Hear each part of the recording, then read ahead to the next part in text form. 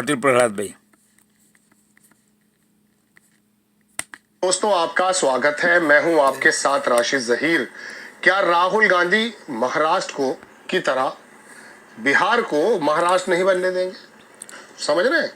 5 सवाल लाख जो उन्होंने उठाए, बड़े कायदे के, बड़े मतलब पिन पॉइंट सवाल है, जिसका जवाब पहले की तरह चुनाव आयोग नहीं दे रहा।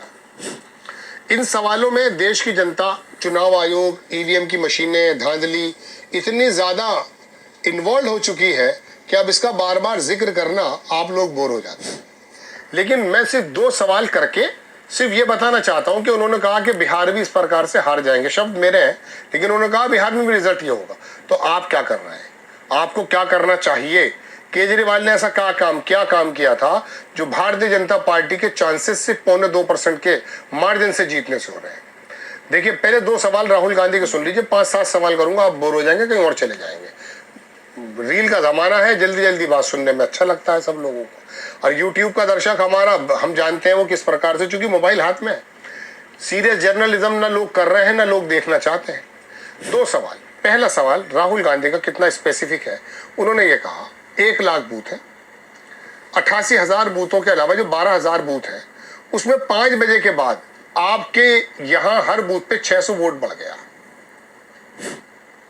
ये वोट जो बढ़ा है आपका, वो 5 बजे के बाद क्यों बढ़ा? 87 सीटें थी ये, इसमें से 67 सीटें भारतीय जनता पार्टी ने महाराष्ट्र में जीत ली थी।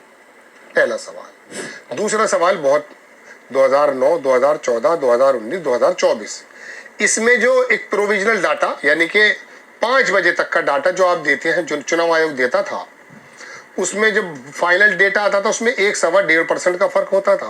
लेकिन महाराष्ट्र के अंदर जो 2024 के चुनाव हुए, इसके डाटे में 7% से ज्यादा का फर्क कैसे हो गया? मतलब आप 5 बजे तक का ये डाटा बता रहे हैं, 5 बजे के बाद 1-1.5% बढ़ाया करता था चुनाव आयोग, क्योंकि लोग लाइनों में लगे रहते हैं। आपने अचानक जो है जनाबे मन, वो 7% कैसे बढ़ा दिया? बड़ा जायज सवाल है। एक सवाल मेरा और आ गया जहन में, मैंने वैसे 2 के लिए कहा था, एक और सुन लीजिए बहुत आसान शब्दों में। 2019 से लेके 2014 से लेके 2019 के बीच में 31 लाख वोटर बढ़े महाराष्ट्र में 5 साल में। कितने? 31 लाख 2014 से 2019 के बीच में। अब 2024 में लोकसभा के भी हुए, 2024 में विधानसभा के भी हुए, 6 महीने का डिफरेंस था, इसमें 41 लाख बढ़ गए। 5 साल में तो बढ़ते हैं 31, और आप 6 महीने में 41 लाख बढ़ा देते हैं। ये गले से नीचे नहीं उतर रही।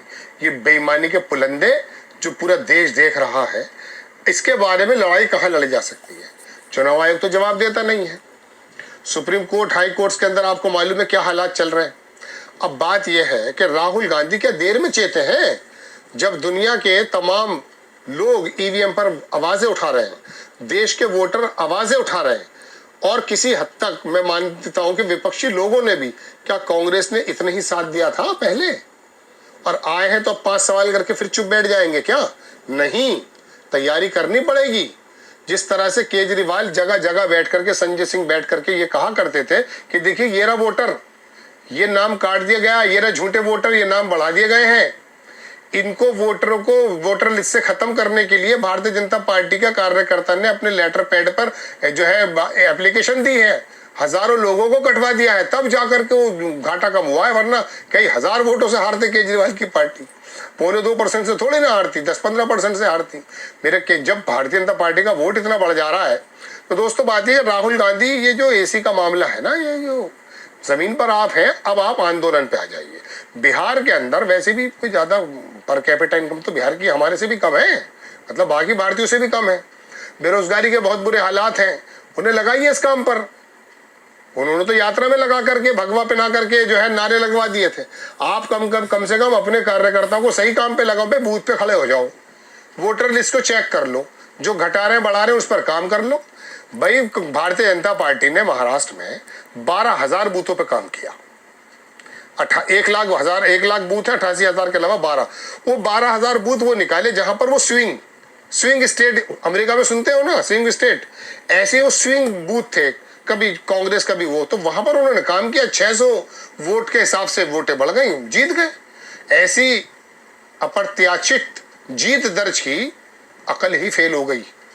मैं आपको एक बात बताऊं, आप ज्योतिषी में तो विश्वास नहीं रखते, मैं भी नहीं रखता, आंकड़ों पे तो रखते हो। मेरा फेसबुक का पेज है, मैं वहाँ इलेक्शन से 2-4 दिन पहले या 8 दिन पहले लिख देता था। 2009 में भी जाके देख सकते हैं, 14 में भी, 19 में भी, 17 में भी, 16 में भी, कि मैं ये कह दिया करता था कि इतनी सीटें आएंगी। अब उसका फार्मूला क्या था मुझे उंगलियों में मालूम है। मुसलमान इतना है, ठाकुर इतना, बनिया इतना, पंडित इतना, जाट इतना, दलित इतना, आदिवासी इतना, सबका मालूम है कि कौन सा वोट। भाई मुसलमान का वोट बीजेपी का है क्या? नहीं है। दलित वोट मायावती का है ना? नहीं है। यादव वोट मुलायम सिंह का है। दलित वोट मायावती का है। सॉरी मैं गलत कह गया था। तो ये वोट सबका मालूम है। बनिया वोट अभी बीजेपी से नहीं, जनसंघ के जमाने से, सन 80 से बनिया वोट कहाँ पर है बताइए? हमें मालूम है बीजेपी पर है। पंडित वोट जो है अब आकर के बीजेपी पर आ गया है।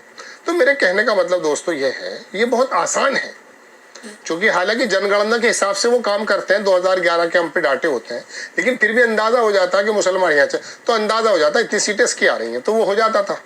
हम बोल दिया करते थे, बड़े बड़े पंडित बताते हैं। बल्कि मैं आपको एक बात बताता हूँ, एक अय्यर साहब है नेता, जिन्होंने मोदी जी के बारे में कुछ शब्द बोल दिया था कांग्रेस के, उनकी बेटी है सुरैया अय्यर। उन्होंने किसी ज़माने में मेरा कॉम्प्लीमेंट दे दिया मुझे अपने ट्विटर पे, तो हमारे जो सर हैं उन्होंने मुझे भेजा कि देखो तुम्हारी तारीफ़ कर रही हैं। बहरहाल उनसे वो मैंने उनको कॉन्ग्रेचुलेट किया, उन्होंने बात की। उन्होंने कहा कि जब अभी 2024 में राशिद जी मेरे से फ़ोन पे बात चल रही थी, सुरैया अय्यर साहब की बेटी जो एविएशन मिनिस्टर भी थे किसी ज़माने में, तो उन्होंने कहा कि राशिद जब ये 1 तारीख में पूरा का पूरा वो आया जो जिसने शेयर बाजार को तबाह बर्बाद कर दिया था, 400 सीटें आ गई हैं, 550 आ गई हैं, 300 आ गई हैं, कह रहे बस उस वक्त तुम्हारी ये बात जो थी कि तुम अपनी बात पे अडिग थे, बस मुझे सहारा था कि ये आदमी ने कुछ बात कही, तो मुझे लगा चलिए अच्छी, इतने बड़े बड़े लोग सुनते हैं भाई हमारी बात भी। खैर, तो बात यह है दोस्तों कि मैं इस बात पे कर ले, तो आपको सब मालूम है कौन सी वोट कहाँ जा रही है। महाराष्ट्र के अंदर भी हमने ऐसे आंकड़े दिए थे, लेकिन हम तो मुंह के बल जा पड़े जमीन पे। लेकिन बता रहा हूँ ना मैं आपको, जब 12,000 वोटों 12,000 बूथों का निकले, अब मैं बूथ वाइज तो गया नहीं हूँ कहीं, हमारा तो ऊपर का ही मामला है। अच्छा, जमीन पे पता भी नहीं चल पाता, कौन से वोटर बता देगा आपको, बताओ कि मैं मोदी जी को दे रहा हूँ या मैं मुल्ला जी को दे रहा हूँ, पता ही नहीं उनका। वोटर तो इतना मतलब माशाल्लाह क्या कह सकते हैं, उतना तेज हो चुका है, कहता कुछ और है, करता कुछ और है, सोचता कुछ और है। चलिए खैर, तो मैं आपसे अर्जी कर रहा था कि अब ये जो घोटाले निकले हैं राहुल गांधी से, तो घर में बैठे, महाराष्ट्र बिहार को महाराष्ट्र बनने से अगर बचाना है, पहले भी 10-12 सीटों का ही मामला था बिहार में, तेजस्वी यादव ने अकेली लड़ाई लड़ दी थी, वो तो 10-15 सीटों पे हेर फेर हो गया और मामला खराब हो गया, वरना वो बंदा जीत चुका था। तो आपसे अर्जी मैं कर रहा हूं दोस्तों कि ये राहुल गांधी सिर्फ अपना बयान दे के ना रहे, जब देश एक साथ आवाज उठा रहा था, उठाता है, कांग्रेस उस समय पीछे नजर आती थी, राहुल गांधी पीछे नजर आते थे। अभी ईवीएम पर, चुनावी प्रक्रियाओं पर, चुनाव आयोग पर यदि आपको शक है तो खुलकर सामने ये आंदोलन चलाइए। अरे बहिष्कार कर दीजिए चुनाव का, आप सारे विपक्षी दल हटाइए इसे, मशीन को हटाइए इसे, चुनाव आयुक्त को।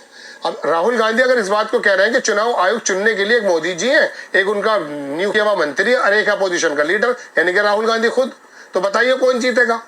भाई तुम मोदी जी का चुना हुआ आदमी, कानून मंत्री हो, कोई सा भी हो, वो मोदी जी के खिलाफ जा सकता है? सपने में भी नहीं जा सकता। अगर सपना देख रहा होगा कि मोदी जी के खिलाफ जा रहा हूं, तो आंखें फाड़ करके उड़ जाएगा, चीख मार के उड़ जाएगा, संभव नहीं है ये। तो मैं अर्ज ये कर रहा था कि राहुल गांधी को ये खाली ट्विटर 5 सवालात एक लिख देना, एक पेज पे आ जाना नहीं भाई, ये रील का जमाना है, भाग जाएगा वोटर, इन्हें जगाना है। लगातार आपकी जिम्मेदारी पे सत्ता भी तो आप ही भोगते हैं भाई, 50 साल आपने हुकूमत की है, तब आप थोड़ा सा काम भी कर लें। आपको खबर अगर अच्छी लगती है बराए करम चैनल को सब्सक्राइब करें, शेयर करें।